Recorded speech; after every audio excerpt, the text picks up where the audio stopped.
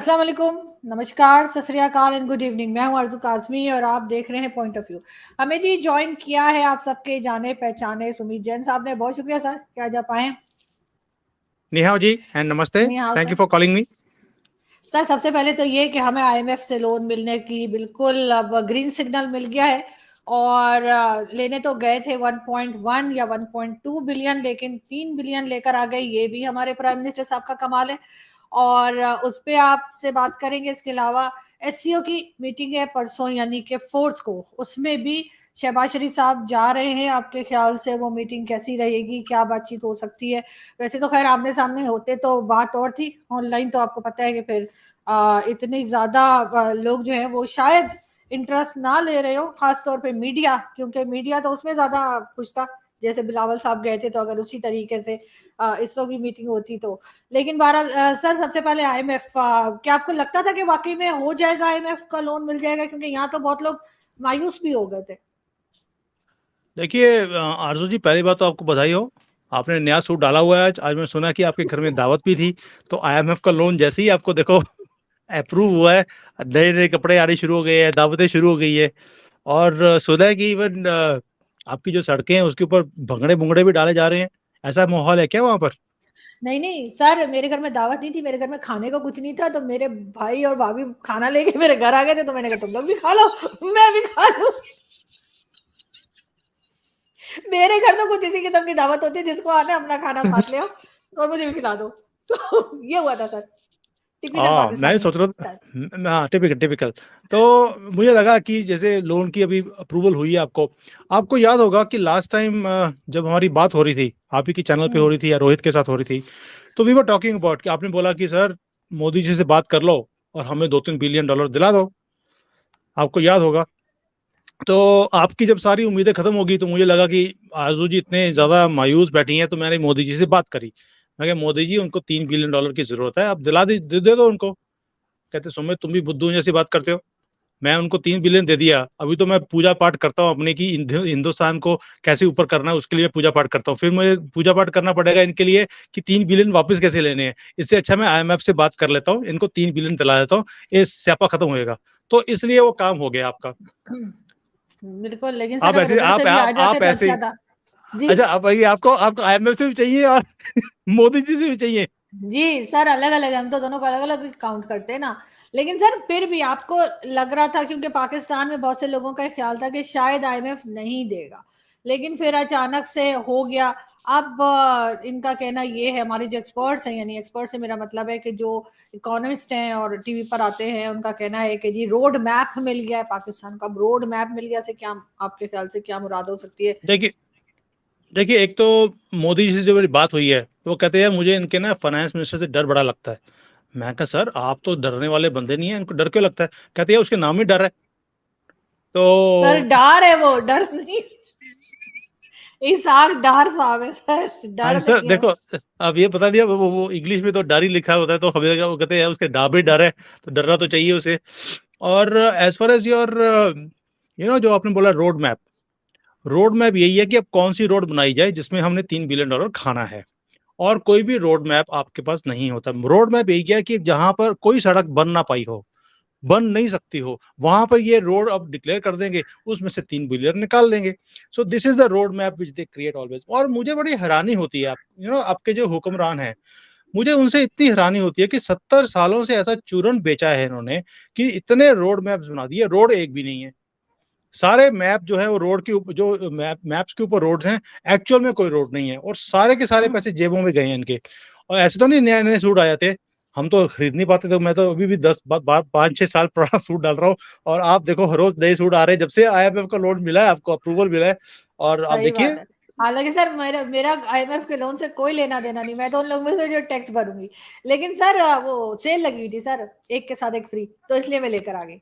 लेकिन सर मुझे ये बताइए कि एक चीज, सर एससीओ की जो मीटिंग हो रही है, ठीक है, पाकिस्तान भी शिरकत करेगा, बाकी कंट्रीज भी आएंगी, लेकिन पाकिस्तान की बात हम नहीं कर रहे हैं, हम वैसे बात कर रहे हैं कि सर इस मीटिंग की कितनी इंपॉर्टेंस है आपके ख्याल से?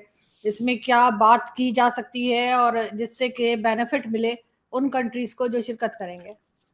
देखिए एससीओ मीटिंग एक बहुत बड़ा प्लेटफॉर्म है, ये आप भी जानते हैं, हम भी जानते हैं। और इसके अंदर अगर देखा जाए तो जो मोस्ट इंपॉर्टेंट कंट्रीज हैं जैसे इंडिया चाइना वो हैं, बाकी तो ऐसे ही हैं, चलो है नहीं है एक ही बात है। तो उसमें क्या होता है कि देखो जब भी कोई ऐसा फोरम होता है जिसमें मीटिंग्स होती हैं उसमें बात एक ही होती है कि हमने तरक्की कैसे करनी है। और कोई भी मीटिंग में कोई मुद्दा और है ही नहीं। चाइना भी आज की डेट में जो हालत आपने इनकी कर दी है बेचारों की, और मुझे गिला भी आपसे बहुत ज्यादा इसके लिए कि आपके चक्कर में मेरी जो फीस है यहाँ पर वो नहीं आ रही। मैं जहाँ पे भी कंसल्टिंग करता हूँ मुझे पैसे नहीं देते वो। मैं बोलता हूँ पैसे तो दे दो, मेरा अपना घर भी चलाना है। कहते हैं जी वो आपके दोस्त है पाकिस्तान वाले, वो पैसे नहीं दे रहे, वो देंगे तो हम आपको देंगे। ये तो हालत है आपकी। अब मैं गिला ना करूं आपसे क्या करूं। तो ये नहीं जो तो सारी एसईओ की लेकिन सॉरी सर, मैं आपकी बात करती हूँ, लेकिन सर इंडिया सॉरी चाइना ने जो पैसे सी पैक की अगर आप बात कर रहे हैं, तो जो पैसे लगाए थे वो तो हमें तो ये बताया गया है कि वो वहाँ की जो प्राइवेट कंपनीज हैं चाइना की उनसे इन्वेस्ट कराए। हाँ, गारंटी जो है वो गवर्नमेंट ऑफ चाइना ने ली है कि जी ये पैसा आपको यस, वापस मिलेगा और प्रॉफिट भी होगा, लेकिन सर उससे आपकी फीस का क्या लेना देना। क्यों नहीं है मैडम, वो जो पैसे हैं जो मेरी कंपनीज हैं उन्होंने भी तो उसी बैंकों से पैसे लिए जहां से जिनकी गारंटी आपको दी हुई है। वो उनको बैंकों के पैसे वापस आएंगे तो हमारे पास आएंगे। तो ये पूरा सर्कल होता है, आप नहीं समझोगे क्योंकि आपका तो सर्कल एक साइड का ही है ना कि आने या दो आने दो, जाने का तो कोई मतलब ही नहीं है। लेकिन सर तो उस चक्कर उस सर चाइना ने तो दुनिया में बहुत सी कंट्रीज को दे रखा है, सिर्फ हमें दे देने से सर आपकी फीस रुक गई, ऐसा कैसे हो सकता है। अरे क्या बात कर रहे हो, बाकियों को तो कहीं किसी को 200 मिलियन 500 मिलियन 1 बिलियन, आपके तो पूरा भंडारा खोल के रखा हुआ है और आगे की भी पूरी तैयारी है। 58 बिलियन का तो रेलवे का भी आपने उनसे चूना लगवाने का प्लान कर लिया। सो व्हाट इज हैपनिंग कि जो एससीओ की मीटिंग्स हैं उसमें यही बात होगी कि भाई अब हम पाकिस्तान से कैसे बचाएं अपने आप को। और फिर क्या कि थोड़ा डर भी है। फाइनेंस मिनिस्टर के डर की बात नहीं कर रहा हूँ, जो आपका प्राइम मिनिस्टर है उससे भी डर लगता है क्योंकि एक तो वो शरीफ बहुत है। वो शराफत में कभी ना कोई पता नहीं क्या कर दे वहां पर आके, शरीफ इतने हैं वो। पता लगे वो हम बात कर रहे हैं डेवलपमेंट की, वो बोले यार ये तुमने कौन सा मुद्दा लेके बैठ गए हो। वो फिर उसमें कोई कश्मीर, वो तालिबान और जिहाद, वो कुछ भी बात कर सकते हैं। इसलिए मैं मोदी जी ने बोला भी मुझे कि यार आरजू से बात कर लेना, she is very close to him, Shahbaz Sharif, उनसे पूछ लेना कि वो वहां पर हाँ क्या करने वाले हैं। ये ना हो कि वहां पे बिल्कुल। कोई ऐसी वैसी हरकत हो जाए और हमें फिर समझ आएगी क्या कर रहा है इनका। नहीं फिर भी सर आपके ख्याल से कौन से जो टॉपिक्स हैं उसके ऊपर बात होगी जिसको लेकर सारी कंट्रीज के जो हेड्स हैं वो आएंगे, और यकीनन ऐसा नहीं है कि उसको कवर नहीं किया जाएगा। आई एम श्योर हम्म, कि सारी दुनिया का मीडिया जो है वो कवर करेगा। Yes yes yes. देखिए बेशक वो वर्चुअल है आरजू जी, इसमें कोई शक नहीं है कि मोदी जी बात करेंगे वहां पे, टेररिज्म की बात उन्होंने करनी करनी है। क्योंकि हम्म अभी रिसेंटली भी चाइना ने ब्लॉक किया आपके जो एक सीईओ थे किसी कंपनी के, तो उनको ब्लॉक कर दिया उन्होंने यूनाइटेड नेशंस में, उनको टेररिस्ट डिक्लेयर करने के लिए। तो मोदी जी टेररिज्म की बात जरूर करेंगे कि आज अगर कोई प्रोटेक्ट कर रहा है इसको, कल को उनके घर में भी आग लग सकती है। और ये शायद 2011 में पाकिस्तान को बता दिया गया था कि this is going to burn you. और आज देखिए आपके वहां पर हर रोज कोई ना कोई मिलिट्री वाले के, पुलिस वाले के डेथ्स की बात आती है ना। और या फिर आपके सिटीजन की सर बात वो तो आती है और हर अफगानिस्तान बॉर्डर पे की बात कर रहे हैं सर, वो तो टीटीपी की जो बात भी कर रहे हैं ना। देखिए टीटीपी है या कोई भी है, बेसिकली तो आपने ये पाले तो हमारे लिए थे ना। तो आज वो आपके गले पड़े हुए हैं। सो मोदी जी वहां पर टेररिज्म की देखिए पाकिस्तान अगर वहां पहुंचा होगा और टेररिज्म की बात ना हो, ऐसा हो नहीं सकता। एक तो टेररिज्म की बात होगी, दूसरा मोदी जी हमेशा बात करते हैं जो इस बार भी करेंगे कि आइए मिलकर बैठ के बात करते हैं और तरक्की की तरफ बात करें। Let's fight against poverty. देखिए गुर्बत दोनों जगह पर है। अब तो बाकी पाकिस्तान का ये हाल हो गया है कि जिसके सिर पे हाथ रखता है उसमें भी गुर्बत आनी शुरू हो जाती है। अब चाइना वालों की भी यहाँ पे गुर्बत आ गई है। तो तो वो बात करेंगे कि लेट्स मीट टुगेदर, सभी इकट्ठे बैठे, देखें कि हमने कैसे इस देखो, एक बात तो आपको माननी पड़ेगी कि जब से यूक्रेन का वॉर शुरू हुआ है, it's become a problem for the whole world. और जो हमारे जैसे कंट्रीज हैं, जो जिसको हम डेवलपिंग कंट्रीज बोलते हैं, हमारी कॉस्ट ऑफ लिविंग्स बढ़ गई हैं, हमारी इनकम्स कम हो गई हैं। हाउस होल्ड्स की, मैं कंट्रीज की बात नहीं कर रहा हूँ, हाउस हर घर की जो इनकम्स है वो कम हो रही हैं, लेकिन हमारे एक्सपेंसेस बढ़ते जा रहे हैं। So he is going to talk about these things कि how to fight these things, how we can work together. आपकी जो अच्छाई हैं वो हम अपने कंट्री में अडॉप्ट करते हैं, हमारी जो सक्सेस की चीजें हैं वो आप अडॉप्ट कीजिए। Let's help each other out. So he is going to talk about these things only. Sir अगर हम इस रीजन की बात करें, एससीओ से हट के अगर हम इस रीजन की बात करें, तो इस रीजन में जो इम्पोर्टेंट कंट्रीज हैं या जिनकी वजह से कई लोगों को सफर भी करना पड़ता है समटाइम, उसमें अफगानिस्तान भी है। तो सर अफगानिस्तान में जो कुछ होता रहा, चले वो तो हम मानते हैं कि यहाँ से जो है वो ड्रोन्स जा रहे थे और जो कुछ हो रहा था, लेकिन सर उसके बाद जब तालिबान की गवर्नमेंट आ गई उसके बाद भी एक टेंशन बनी हुई है। अब ये नहीं है कि सिर्फ हमारे बॉर्डर पे ही अगर ये लड़ रहे हैं या कुछ भी कर रहे हैं टीटीपी वाले, तो उससे बाकी की कंट्रीज, चाहे वो इंडिया हो, ईरान हो, ये सब लोग ये नहीं कह सकते कि नहीं हम महफूज हैं, चाहे वो चाइना ही क्यों ना हो। ट्रू तो सर ट्रू। कुछ आप समझते हैं कि अफगानिस्तान में या टीटीपी को और ये जो अफगान तालिबान है, वो मैं तो खैर दोनों को एक ही समझती हूँ, टीटीपी और तालिबान को, सर इनको कैसे कंट्रोल किया जा सकता है? ये तो तरह तरह की चीजें लाते जा रहे हैं ना अपनी कंट्री में। देखिए आरजू जी, टेररिस्ट होता है, उसका किसी मजहब से मतलब नहीं है, किसी कंट्री से मतलब नहीं है, उसकी आइडियोलॉजी एक ही है कि मुझे मारना है। जो उसको पैसे दे देगा वो दूसरे की तरफ वो उसको मारना शुरू कर देगा। इंडिया इस चीज को बहुत अच्छी तरह से समझता है, चाइना भी समझता है। देखिए आपने उन्हें पांचवा सूबा बनाने की कोशिश करी, 20 साल लगे रहे कि हमारा पांचवा सूबा बन जाएगा, वो नहीं बने। चाइना भी आज की डेट में इसलिए डर के मारे वहां पर सीपैक की भी एक्सटेंशन की बात करता है और माइनिंग की बात करता है, इंडिया भी डेवलपमेंट की बात करता है। ये ठंडे रहेंगे, हम भी सुख से कुछ साल निकाल लेंगे। बिकॉज देखिए टेररिस्ट का जो बेसिक फंडामेंटल है वो लड़ाई है। वो अगर किसी से और नहीं लड़ेंगे, वो आपस में लड़ने शुरू कर देंगे। सो ये चीज जो है, जो आप कह रही हैं कि it's a problem for everybody, of course ये सबके लिए प्रॉब्लम है और इसका हल कोई नहीं है। बिकॉज उन्होंने अपनी गवर्नमेंट बना ली वहां पर, अमेरिका इंटरेस्टेड नहीं है। अब ये वॉर, देखिए एक तो ये है कि अगेन वॉर अगेंस्ट टेरर शुरू किया जाए। अब इतने पैसे किसी भी कंट्री के पास नहीं है कि दोबारा से वॉर पे जा सकते हैं। तो इसलिए कहीं ना कहीं तालिबान को एक्सेप्ट करना पड़ेगा। मैं ये नहीं कह रहा हूँ कि उनकी गवर्नमेंट को एक्सेप्ट करो, उनकी प्रेजेंस को एक्सेप्ट करना पड़ेगा। वो हम कर रहे हैं। हम एक ही काम कर सकते हैं कि वहां पे डेवलपमेंट की बात कर सकते हैं, वो हम कर रहे हैं। चाइना भी डेवलपमेंट की बात कर रहा है। There is nothing else we can do. लेकिन सर सी पैक के अंदर तो ये भी बात की जा रही है कि ईरान को और अफगानिस्तान को भी शामिल किया जाए, तो यस। आपको लगता है ये पॉसिबल है? चले ईरान का तो किसी हद तक मैं समझ सकती हूँ, लेकिन अफगानिस्तान में जिस तरह का माइंडसेट देखने में आया है, क्या आपको लगता है कि ये कोई सही एडवाइस या सही हमारी सोच होगी इनको शामिल करना सी पैक में? आरजू जी, आप ही के चैनल पर सबसे पहले मैंने आपको बताया था कि Chinese are looking at alternate. Alternate का मतलब है वो पाकिस्तान प्लस किसी और कंट्री के थ्रू रूट निकालने की कोशिश कर रहे हैं, क्योंकि आपके ऊपर भरोसा करना इम्पॉसिबल है उनके लिए। अब चाइनीज को चूना लग गया है, अभी दोबारा भरोसा नहीं करेंगे। इसीलिए ये क्या कर रहे हैं कि ऊपर जो आपका गिलगिट एरिया है वहां से they are trying to have alternate कि अफगानिस्तान से होकर ईरान चले जाएं। अफगानिस्तान को कुछ नहीं चाहिए, दे ओनली नीड कि एक तो रिकॉग्निशन चाहिए उनको, तालिबान को, दूसरा उनको पैसे चाहिए। तो चाइना अगर रिकॉग्निशन नहीं भी देगा, उनको रिकॉग्नाइज नहीं करेगा, तो पैसे दे सकता है। एंड तालिबान इस वक्त इतने ज्यादा पैसों के लिए ठोकरें खा रहे हैं कि उन्हें कुछ भी मिलेगा, जो तिनके का सहारा, तो चाइना उन्हें वो प्रोवाइड कर सकता है और चाइना को भी सिक्योरिटी मिलेगी कि ईरान से जितना भी तेल जाना है, कुछ भी करना है, इजीली इट कैन गो। तो वो मुझे लगता है कहीं ना कहीं एक टेररिस्ट जो गवर्नमेंट है तालिबान की, उनके ऊपर चाइना को फिर भी ज्यादा भरोसा है, आपके ऊपर नहीं है, क्योंकि आपसे लेकिन चूना लग चुका है उनको। लेकिन सर रिकॉग्नाइज तो कोई भी नहीं कर रहा है ना अफगानिस्तान को, चाहे वो चाइना हो या कोई। लेकिन सर एक चीज और है, ईरान का ईरान और इंडिया की ये भी बात सुनने में आ रही है काफी टाइम से कि इंडिया कोशिश कर रहा है कि ईरान के ऊपर से जो सैंक्शंस लगी हुई हैं वो हट जाए, क्योंकि वो हट गई तो उसमें भी फिर इस रीजन का भी फायदा है और इंडिया का तो ऑब्वियसली है ही। देखिए आरजू जी, मुझे इतना पता है कि ईरान के ऊपर जो सैंक्शंस हैं, इंडिया हटाने की बात नहीं करेगा। यस, ईरान वांट्स इट, लेकिन इंडिया नहीं करेगा। जो मेरी अपनी समझ है जियो पॉलिटिक्स के ऊपर, उसका रीजन है, अगर हम ईरान के सपोर्ट करते हैं तो इसराइल हमारे अगेंस्ट हो जाता है। आप बात को समझिए, उधर से सऊदी अरेबिया भी हमारे कहीं ना कहीं अगेंस्ट होना शुरू होगा। इंडिया ये रिस्क नहीं ले सकता। So what India is going लेकिन to do, what India is going to do. Sir Saudi अरब और ईरान हाँ, की तो आपस में चाइना नहीं मिलवाया है दोनों को। देखिए आज मिलवाया जरूर है, लेकिन ये कितनी देर तक रह सकते हैं, क्योंकि जो अब इनके, देखिए जितनी इनके अंदर एक दूसरे के लिए जो नफरतें हैं, वो इतनी जल्दी खत्म नहीं हो सकती। आपको क्या लगता है ये नफरत सिर्फ एक दो 10 साल, 10 साल, 15 साल की है? ये तो 1400 साल से चल रही है। ये इतनी जल्दी खत्म नहीं हो सकती। इन्होंने कोशिश जरूर करी है, लेकिन उसके अंदर फॉल्ट लाइंस बहुत ज्यादा हैं। It will not be very very easy.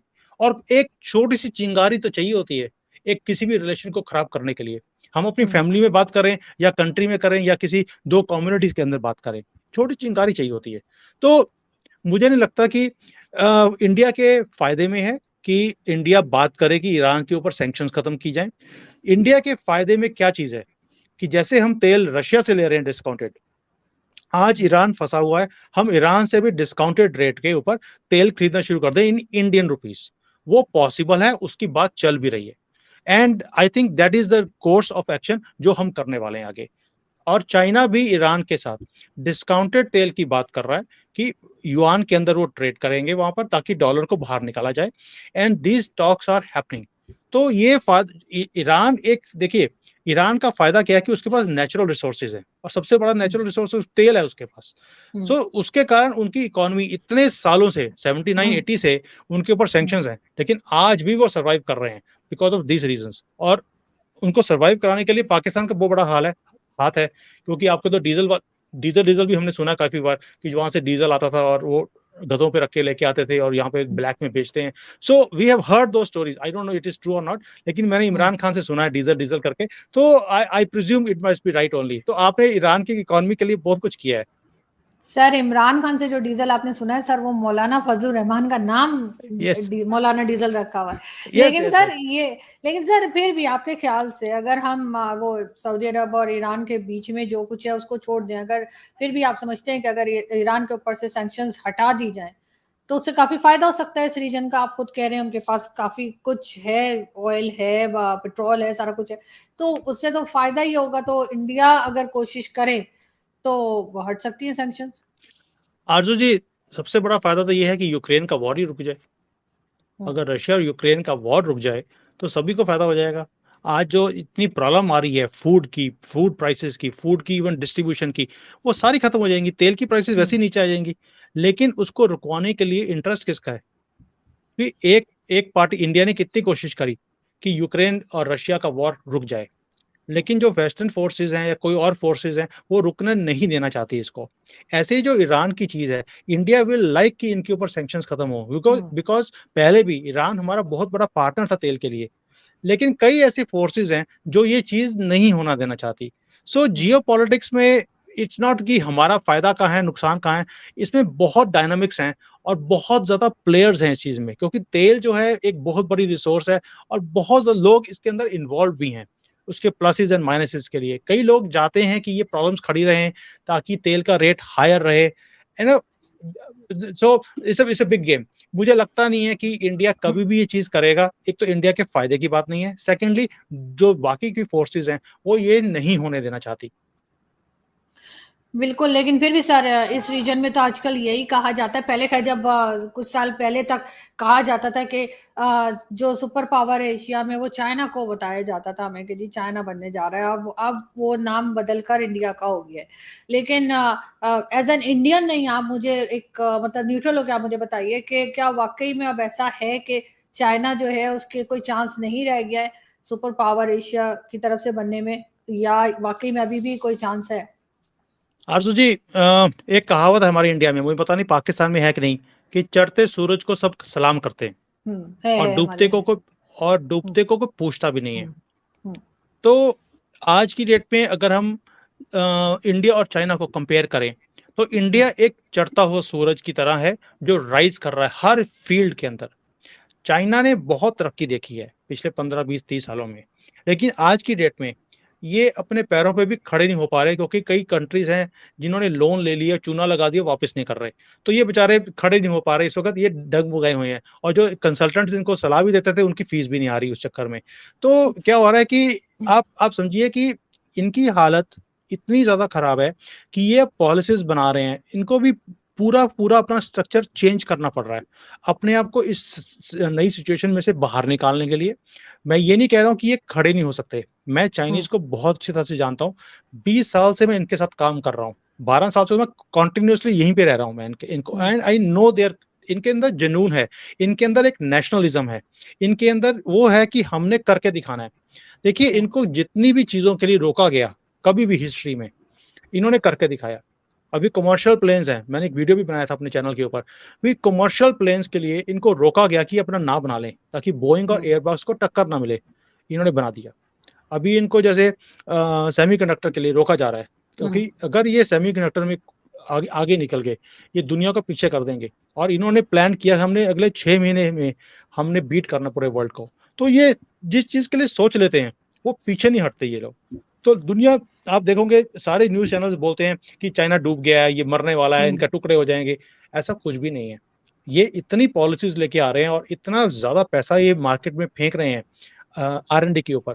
ये कुछ ना कुछ करके जुगाड़ करें, कुछ भी करें, बेशक कॉपी करें दुनिया को, जैसे ये माने हुए हैं, ये कुछ ना कुछ कर लेंगे। सो ये इतना जल्दी डूबने वाले नहीं है। ये क्या होगा कि एक चीज होगी कि जैसे चाइना थोड़ा सा नीचे आ रहा है, इंडिया ऊपर आ रहा है, जो इंडिया चाइना का गैप था वो थोड़ा कम हो जाएगा। और थोड़ा कम नहीं होगा, काफी हद तक कम हो जाएगा। अगर आज इंडिया और चाइना का 5 गुना का फर्क है, वो शायद 3 गुना रह जाएगा over the next 2 or 3 years, which is good enough. That means there are going to be 2 players. मैं हमेशा बोलता हूँ ये मल्टीपोलर वर्ल्ड है, ये सिंगल पोलर वर्ल्ड नहीं है। अब इसमें डिफरेंट डिफरेंट पावर सेक्टर्स बनने वाले हैं। अमेरिका एक बहुत बड़ी पावर है, आपको क्या लगता है वो नीचे आ रहा है तो एकदम से नीचे आ जाएगा? भाई बड़ी किश्ती को डूबने के लिए बहुत टाइम लगता है, और ऊपर बढ़ने के लिए भी, एक किश्ती को बनने के लिए भी, बड़ी किश्ती बनने के लिए बहुत टाइम लगता है। सो दोनों ही वर्क इन प्रोग्रेस हैं। चाइना के नीचे आना, हमारा ऊपर आना is going to be good. और ये इस खित्ते में 2 प्लेयर, दो दादागिरी होनी भी चाहिए, बिकॉज उससे कंपटीशन बढ़ता है। मैं हमेशा बोलता हूँ कि एक आदमी होगा, जैसे अमेरिका में हमने देखा कि पूरी दुनिया में उन्होंने दादागिरी करी, हमने भुगता भी है उस चीज को कि दादागिरी एक आदमी की होती है तो आपके चॉइसेस नहीं होते। तो अब जब 2 प्लेयर्स होंगे और 2 बड़े प्लेयर्स, जिनकी दोनों की पॉपुलेशन बहुत बड़ी है, शायद वर्ल्ड की 30-40% पॉपुलेशन से 2 कंट्रीज को मिला ले तो बन जाती है। तो इस दोनों कंट्रीज के अंदर तरक्की होना, कंपटीशन आना, ये पूरी दुनिया के लिए अच्छा है। बिल्कुल होना चाहिए, क्योंकि कंपटीशन से सर काम ही जो होता है वो अच्छा होता है, उससे कोई नुकसान मैंने नहीं देखा होता, वो चाहे कहीं पे भी हो, कंपटीशन होना चाहिए। जैसे अभी आप टीवी चैनल्स देख लीजिए कि जब से ये प्राइवेट टीवी चैनल्स आए हैं तो हर कोई कोशिश करता है कि थोड़ा सा बेटर काम करे, उसको ज्यादा देखा जाए। वरना पहले दूरदर्शन था, हमारे यहाँ पीटीवी था, कुछ भी चॉइस नहीं थी, देखना है देखो, नहीं देखना जाके सो जाओ, तो वो वाला हिसाब था। तो अब ऐसा नहीं है, वाकई में कंपटीशन है तो हर कोई जो है वो बेहतर काम करने की कोशिश करता है। Thank you so much sir कि आपने आज ज्वाइन किया, बहुत शुक्रिया। Thank you. शो खत्म करने से पहले एक क्वेश्चन पूछना था आपको, हमारे इमरान खान को क्या हो गया आजकल? बड़ी बहकी बहकी बातें कर रहे हो सर। अब क्या कहा उन्होंने? उनकी तो बातें ही नहीं आ रही सर, मीडिया में बैन जैसे नहीं, क्या बात कर रहे हैं? उन्होंने इंटरव्यू करे, मुझे लगता है आपने उनको फॉलो करना बंद कर दिया। This is not good. He is your ex prime minister. Sir वो पाकिस्तान के टीवी चैनल्स पे नहीं आ रहे, बाकी जगह इंटरव्यू दे रहे हैं। अब क्या कहा उन्होंने? हाँ, जैसे उन्होंने अभी रिसेंटली बोला कि जैसे ही पैसे आए आपको, ये IMF के जैसे लोन मिला है, उसी दिन उन्होंने शायद बोल दिया कि इंडिया अपने आप को बड़ा स्ट्रांग समझता है हमारे से। अब मुझे लगा यार ये बड़ी बहकी बहकी बातें शुरू कर दी। पहले तो बड़ी तारीफें कर रहे थे इंडिया की, इंडिया इतना अच्छा है, मोदी जी इतने अच्छे है, फॉरेन पॉलिसी इतनी अच्छी है। जैसे ही पैसे मिले तेवर चेंज हो गए। वही सर, जो है वैसे उन पैसों का मोदी जी से क्या ताल्लुक, लेकिन पता नहीं, ये स्टेटमेंट मैंने उनकी देखी नहीं, लेकिन अब चेक जरूर करूंगी। लेकिन जाते जाते मैं जो लोग हमें देख रहे हैं उनसे ये भी रिक्वेस्ट है कि मेरे चैनल को भी और सुमित सर के चैनल को भी सब्सक्राइब करना ना भूलिएगा, मैं नीचे लिंक भी दे दूंगी। Thank you so much sir, बहुत शुक्रिया। थैंक यू जी, thank you, thank you. Thank you, thank you.